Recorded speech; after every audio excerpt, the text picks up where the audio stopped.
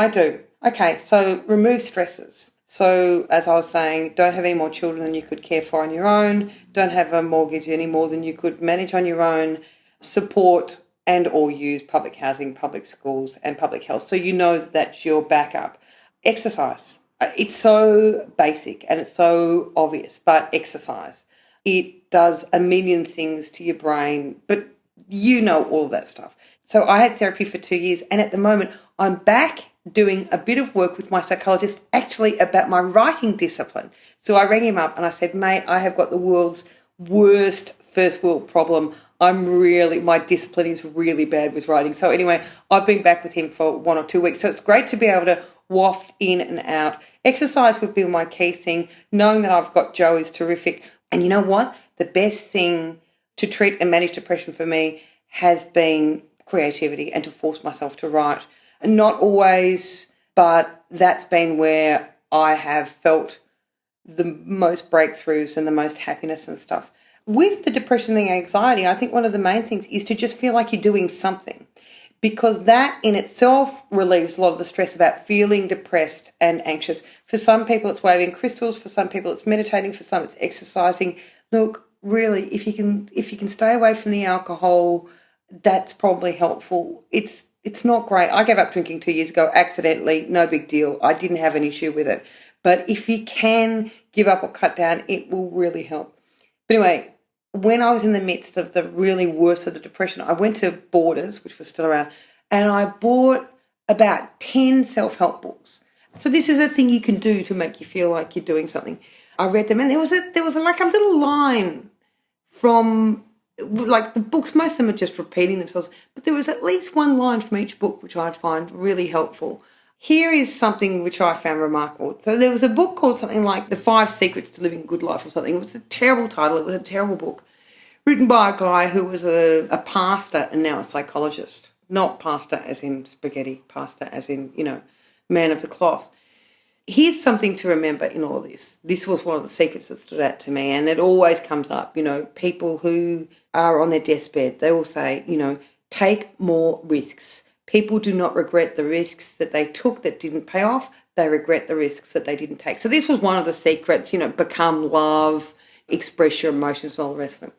So I don't know what this had to do with, but they were talking in this book about a little study where they had people trying to lose weight. And they had 400 people on calorie-controlled exercise. And with these other people, they just got them to write a note in their pocket. Something like, no desserts, no seconds, an hour walk every day or something like that. So get up in the morning, write it, put it in your pocket. Half a dozen times a day, just look at it. Just look at it. So you go to the loo, you just look at it. You make a cup of coffee, you just look at it. You have a shower, you put it on the basin, and then when you get out of the shower, you shuffle in your towel with the little note, and then you put it in your pocket, put it down your top. When you go to sleep, you put it in your pillow. And every couple of days, change it. But basically along the same lines. Now, the people who just had the notes in their pockets lost twice as much weight and kept it off. So I use that from time to time. If you've got a little anxiety thing going on, if you've got a bit of a buzzing in your head, you're worried about something, here are 2 things that you can do. Organise something. So I've got a one-woman show that I'm writing, and last week I thought it was crap and it wasn't getting anywhere. So what I did was employ a director. So that's going to force me. And I'm asking for someone to help me shape it. So I'm employing a director next week. So that's fantastic. So that, A, unblocked a lot of my writing, and B, made me know that I had a deadline. So if you do have a block and if you are suffering depression, anxiety, and you want to do something and it's not time to sit on the couch, it's time to do something, you could book someone who is going to make you work, and you can put a note in your pocket. Like, you're not trying to kill anyone, you're just trying to write a couple of songs. Or when in doubt, write. Or just pick up the brush. You don't have to paint anything, just pick up the brush, whatever it is. So that's a little thing, but know that it passes, and be mindful and try different things and talk to people about what they do to overcome their depression and their anxiety. There's a lot of really simple things like, music and burning oils and massages and having baths. And also you got to look around that very famous quote, before you diagnose yourself with depression, look around yourself and just check that you're not surrounded by assholes. So a lot of people who have depression are actually not depressed. They've got assholes in their life. So get rid of them. For me, it's impossible not to be a good mother without having a creative life. I don't see it as taking anything away from my children. I see it as giving something to them and giving something to myself. Here's the thing. Who are these narcissists who think that their children want them to be with them all the time? I mean, who are you that you go, oh, no, only I can do it. I'm the only one. They're just like, bugger off. Go out and have a good time. Leave me with the babysitter. You know, she lets me eat twisties and watch Dr. Phil. Just rack off. The only thing you need to know about childbearing is this. All children need is to know that they're loved. Number 2, all children want is to see their parents trying, not always succeeding, but trying to get their shit together. So it doesn't matter whether you're being paid, praised, winning prizes, or being published or having openings or whatever.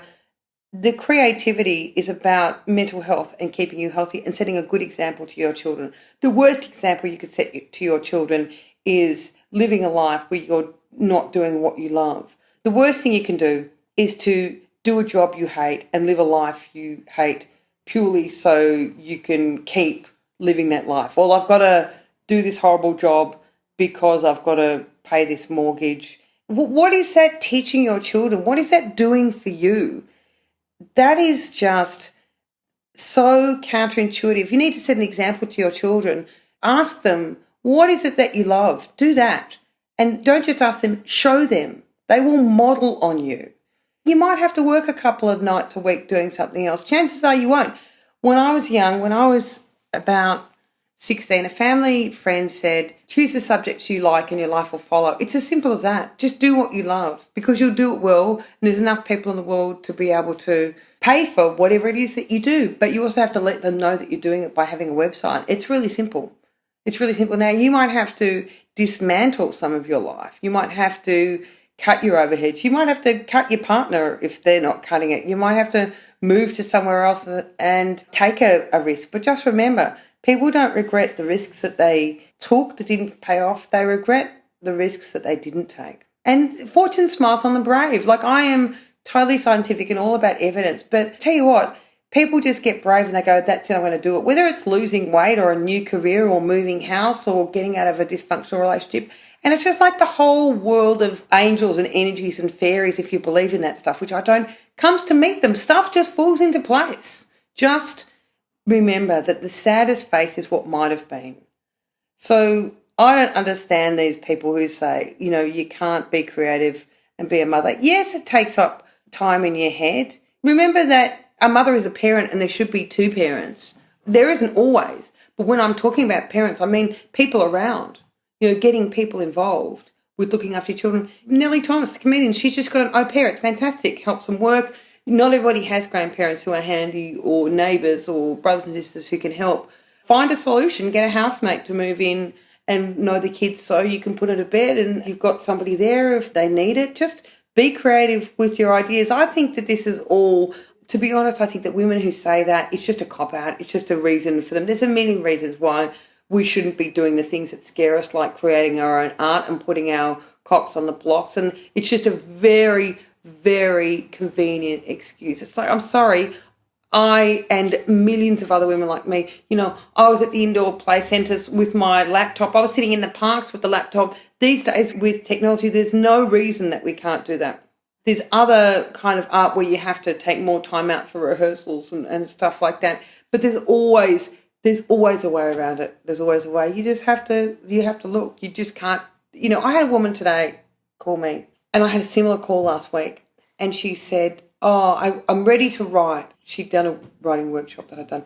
And I'm just wondering if we can have a coffee to get me going. And I responded back and I said, look, it's great to hear from you, but I think it would be a waste of time for you to do that. Why would you do that when you could be writing? I said, I find these people who want this creative enema of sitting down and having a coffee, it relieves the pressure from them. You need to build up a head of steam and a wave of fear. And action speaks louder than coffee chats. The amount of ideas that just get lost in a cup of coffee that never happens. Like, no, you have to keep that pressure on yourself. People feel like, okay, I've got to write. Like in my case, people talk to me, I've got to write. I know what I'll do. I'll go out and talk to Catherine Deveny about writing. And then they come home and they feel like they've done something. They haven't done anything. And out of the 100 almost total strangers that I've gone out and talked about with writing, never once have they produced anything. I run a writer's workshop for the Monthly and other places that's really successful. That I have seen results from. So this girl today who emailed me and, she's had mental health problems and all that kind of stuff, but I don't care. If she wants to be a writer, it's not an easy thing to do. There's a certain amount of alchemy. And then she said to me, oh, okay, that's very wise advice and you're right, but can you tell me who I ring up and pitch to? I said, I don't know. I don't pitch anything. I don't know who you pitch to. And I said, don't pitch, just write. So it was another distraction. This was like, oh, I know what I'll do. Instead of actually working, I will do this thing which is kind of close to working. Like, no, write 1,000 words. The only thing, working on your website or talking to people or having coffee, none of that is writing. The only thing that is writing is actual writing. And I texted her and I said, but I will buy you lunch when you've got something published. So it's much better to be able to give that at the end. I do a writing workshop that I run that I was just talking about, and it's a great writing workshop, and they come in at 10 and they get to meet each other and we work and I talk and I get them working, and then they have some lunch, and then it gets to about 2:30, finishes at 4, and they're all, that kind of 2:30, it's time for a bit of a lie down thing. And just when they're all about to nod off, I go, okay, anyone who gets me a piece by 10 p.m, I will put up on my website. And they go, oh, and suddenly they just spark up and they push themselves to do something that they don't know that I'm going to say that, but I say it every time. And they get so excited because they came in to this writing workshop, and by the end of the day, they see themselves as writers because they've got something up on a website and they've got a link to click through to.